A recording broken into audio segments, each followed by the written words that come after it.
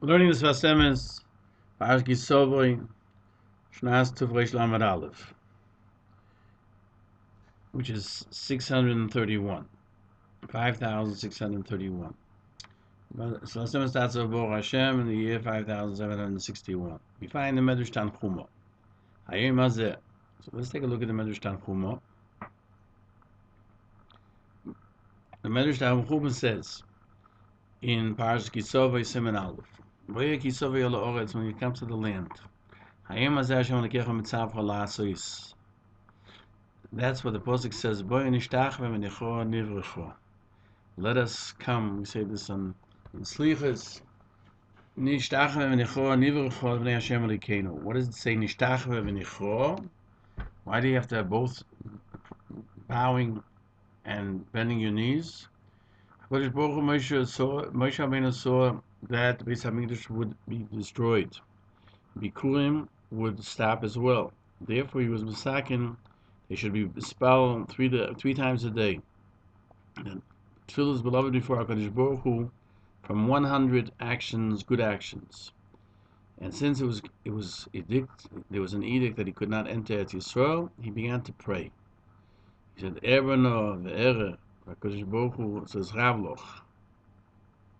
Therefore, it says, "Nema Hashem lekecho mitzav chol ha'asos." So let's see how the Sfas Emes deals with this medrash. He saw them. Moshe Rabbeinu saw that the Bikurim would cease. Therefore, he enacted Tefillah. The Sfas Emes quotes the Chidush Yarim, his grandfather, who said that prayer is to give the beginning of everything to Hashem Yisborach, just like Bikurim. But the connection to this day we need understanding for. What does it mean Hayom Hazeh? In the Medrash and Rashi, they bring down Hayom Hazeh b'chol yom yir b'necha kechadoshim. Every day has to be like a new day, because the rotzin for a person to fool himself, even when it's not new, that he's doing something new, but it's within a person's hands to renew everything. For certainly there is in everything a newness, because HaKadosh Baruch Hu renews the world every day.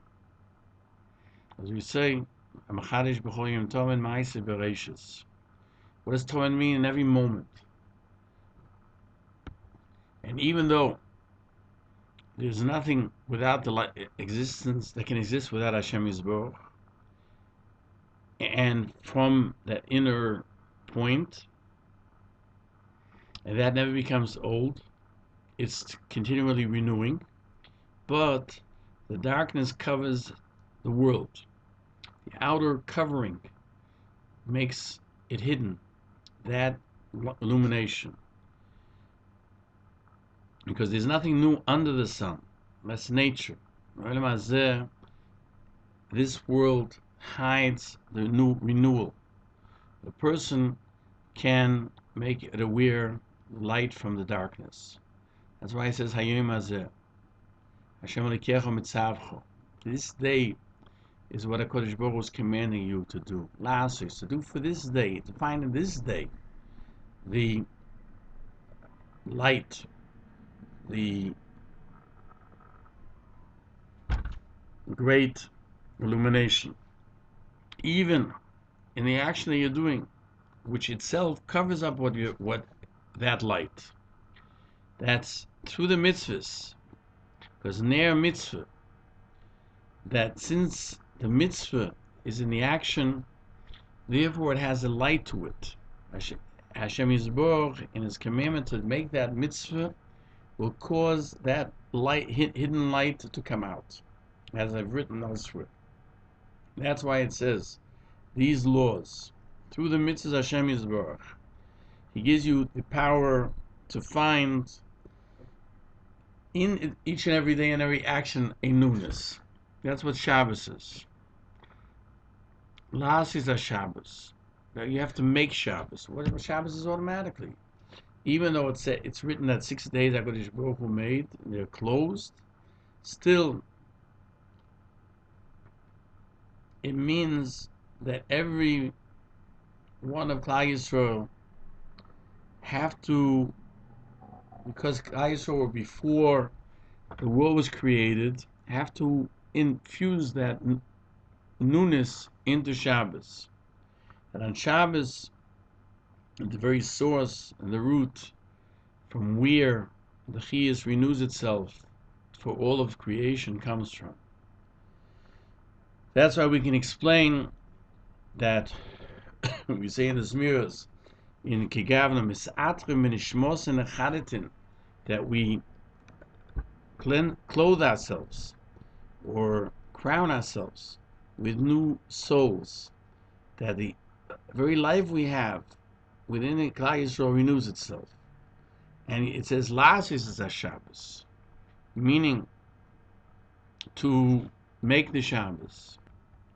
That you have to bring this newness of Shabbos into the actual actions of a whole week.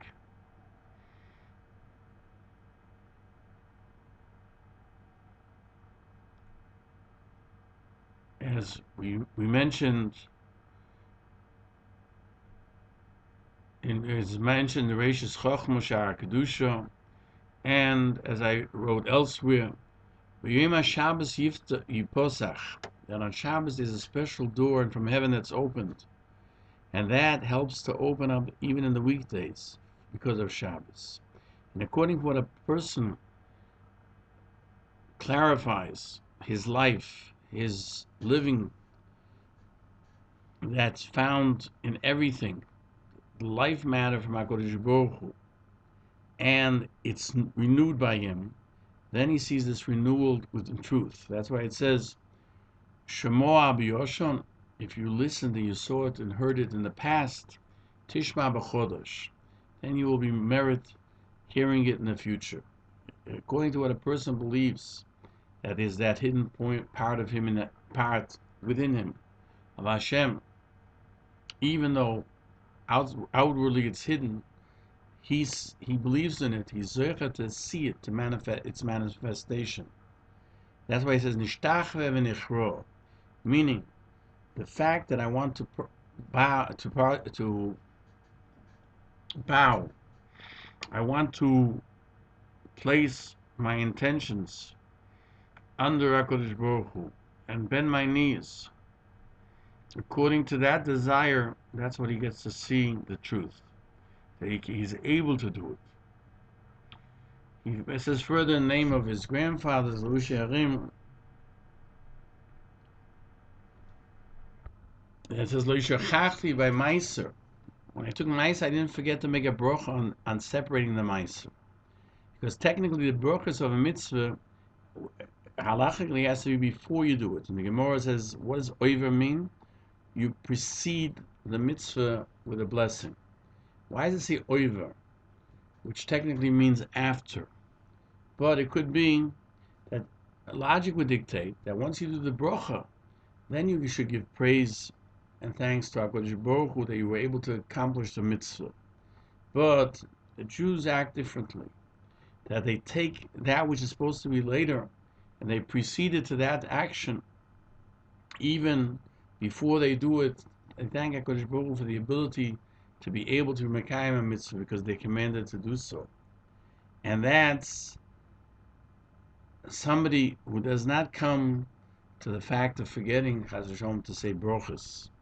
But basically the idea is we precede everything with our actions beforehand to say, HaKadosh Baruch Hu, this is your commandment, but we want to put our part into it.